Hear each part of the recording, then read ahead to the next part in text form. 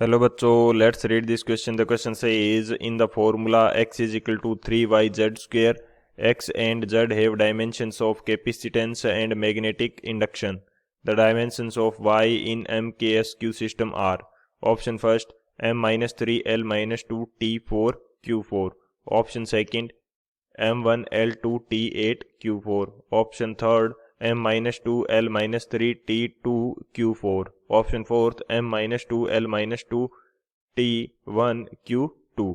तो इस क्वेश्चन के अंदर हमें एक फॉर्मूला दे रखा है x का, जिसके अकॉर्डिंग हमें बोल रखा है कि वो किसके इक्वल है 3yz स्क्वेयर के. x एंड z जो है वो हमारे पास कैपेसिटेंस एंड मैग्नेटिक इंडक्शन है, और जो हमें फाइंड आउट करना है वो क्या है, डायमेंशन फाइंड आउट करनी है y की इन MKSQ सिस्टम. तो बात करते हैं की कंसेप्ट की. की कंसेप्ट की यदि बात की जाए तो इस क्वेश्चन के लिए हम क्या की कंसेप्ट यूज करने वाले हैं. की कंसेप्ट हमारे पास होगा dimension analysis. Dimension analysis dimension analysis हमारे पास की कंसेप्ट रहेगा. बेसिकली डायमेंशन एनालिसिस से मीनिंग क्या है कि हम किसी भी फॉर्मूला की हेल्प से किसी फिजिकल क्वांटिटी की डायमेंशन का एनालिसिस करते हैं, वो हमारे पास कहलाता है डायमेंशन एनालिसिस. या कह सकते हैं कि किसी भी फिजिकल क्वांटिटी के फॉर्मूला से जो फिजिकल क्वांटिटी है उसकी डायमेंशन फाइंड आउट की जा सकती है. ये हमारे पास होता है डायमेंशन एनालिसिस. तो यहाँ पे यदि मैं एग्जांपल की बात करूँ तो इसको एक एग्जांपल से समझ लेते हैं कि डायमेंशन एनालिसिस जो है किस प्रकार से वर्क करता है. तो यहाँ पे हम बात करते हैं कैपेसिटेंस के डायमेंशन की. Capacitance dimension.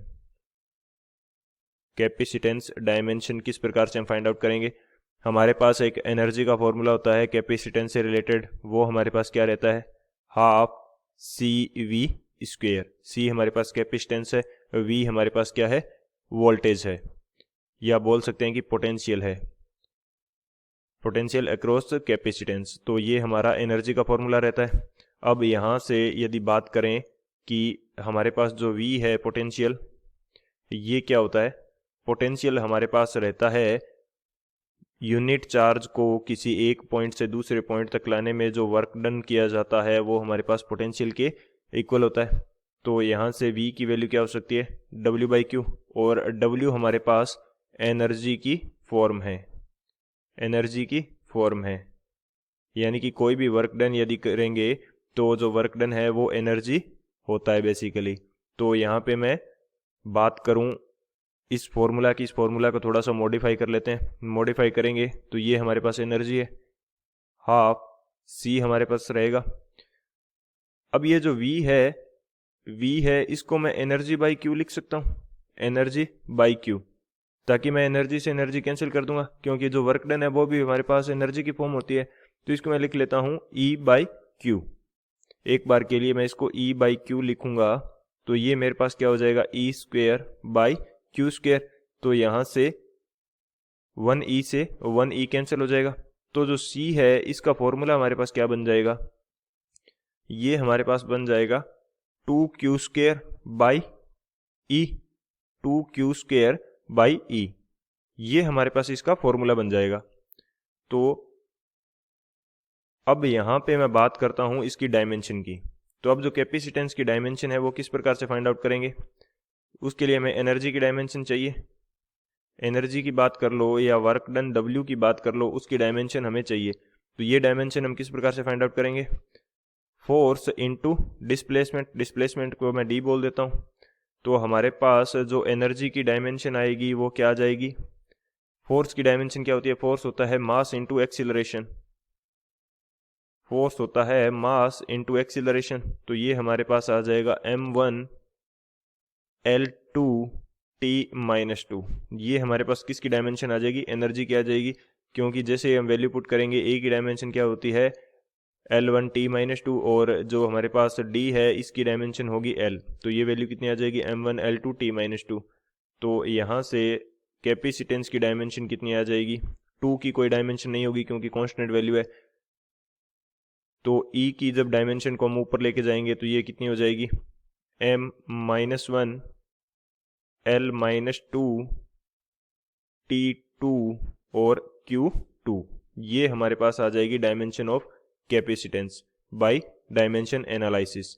इसी तरह से हम जो मैग्नेटिक इंडक्शन है इसकी डायमेंशन फाइंड आउट करते हैं। सेकंड एग्जांपल की यदि बात करें या सेकंड की कंसेप्ट की बात करें तो ये हमारे पास क्या होगा, हम फाइंड आउट करते हैं dimension of magnetic induction B की डायमेंशन हमें फाइंड आउट करनी है। तो इसके लिए हमारे पास एक लोरेंज फोर्स का फॉर्मूला होता है। लोरेंज फोर्स को हम F से शो कर देते हैं। इसकी वैल्यू हमारे पास क्या रहती है, ये फॉर्मूला होता है हमारे पास charge Q into magnetic field B into velocity V into velocity. V से हमने किसको यूज कर रखा है पहले, पोटेंशियल को, तो मैं इसको वेलोसिटी लिख देता हूं। तो यहां से फोर्स की जो डायमेंशन है वो हमारे पास क्या होगी, फोर्स की डायमेंशन, चलो एक बार इसका फॉर्मूला बना लेते हैं। जो मैग्नेटिक फील्ड है इसका B का फॉर्मूला हमारे पास क्या बन जाएगा, ये बन जाएगा force by charge Q into velocity.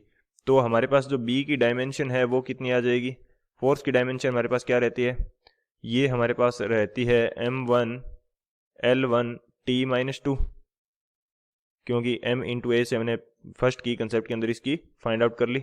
और ये हमारे पास रहेगा Q, और वेलोसिटी की जो डायमेंशन है वो हमारे पास क्या रहती है, L1 T-1।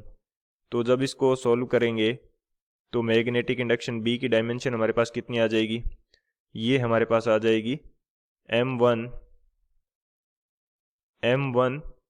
और L की वैल्यू हमारे पास कितनी आएगी, L हमारे पास हो जाएगा 0, और T की वैल्यू हमारे पास क्या आ जाएगी, T की वैल्यू हमारे पास आ जाएगी -1, और Q हमारे पास आ जाएगा -1। ये हमारे पास डायमेंशन आ जाएगी मैग्नेटिक फील्ड इंडक्शन की। तो ये हमारे क्या हो जाएंगे, की कंसेप्ट हो जाएगा। इस की कंसेप्ट की हेल्प से इस क्वेश्चन को सॉल्व करते हैं। अब यदि बात की जाए सॉल्यूशन की, तो सॉल्यूशन हमारे पास क्या रहेगा इस क्वेश्चन के लिए, हमें फॉर्मूला क्या दिया है क्वेश्चन के अंदर, x = 3yz²। ये हमें फॉर्मूला दे रखा है। फॉर्मूला क्या है, x = 3yz²। हमें y की जो डायमेंशन है वो फाइंड आउट करनी है। तो सबसे पहले y का फॉर्मूला हमारे पास क्या हो जाएगा, ये हमारे पास हो जाएगा x/3z²। तो अब डायमेंशन की यदि बात करें तो y की डायमेंशन हम किस प्रकार से फाइंड आउट करेंगे, x की डायमेंशन हमारे पास क्या होती है, x हमें क्वेश्चन के अंदर बोल रखा है कि x जो है वो कैपेसिटेंस की डायमेंशन है, और मैग्नेटिक जो z है वो मैग्नेटिक इंडक्शन की डायमेंशन है।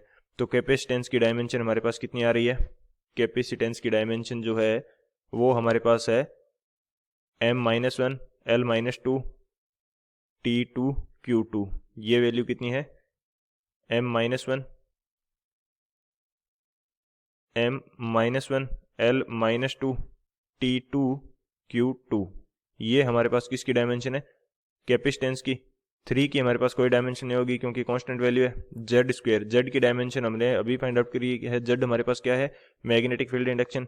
तो इसकी डायमेंशन हमारे पास कितनी है, M1 T-1 Q-1, और इसका हमारे पास क्या है, स्क्वायर। तो जो y की डायमेंशन है वो हमारे पास कितनी आ जाएगी, y की डायमेंशन हमारे पास आ जाएगी M-3, और L हमारे पास क्या है, -2, T हमारे पास क्या हो जाएगा, उससे पहले Q देख लेते हैं। Q हमारे पास हो जाएगा 4, और T की वैल्यू है वो भी हमारे पास क्या हो जाएगी, 4। तो ये हमारे पास डायमेंशन आएगी y के लिए, M-3 L-2 Q4 T4। तो बात करते हैं ऑप्शन की, कौन सा ऑप्शन करेक्ट हो जाएगा हमारे पास। हमारी एक बार डायमेंशन फिर से चेक कर लेते हैं, M-3 L-2 Q4 T4। तो जो ए ऑप्शन है वो हमारा करेक्ट हो जाएगा, M-3 L-2 T4 Q4। तो ए ऑप्शन हमारा क्या होगा, करेक्ट होगा, फाइनल आंसर हो जाएगा। So option A is the final answer. I hope you understood it well. Best of luck. Thank you.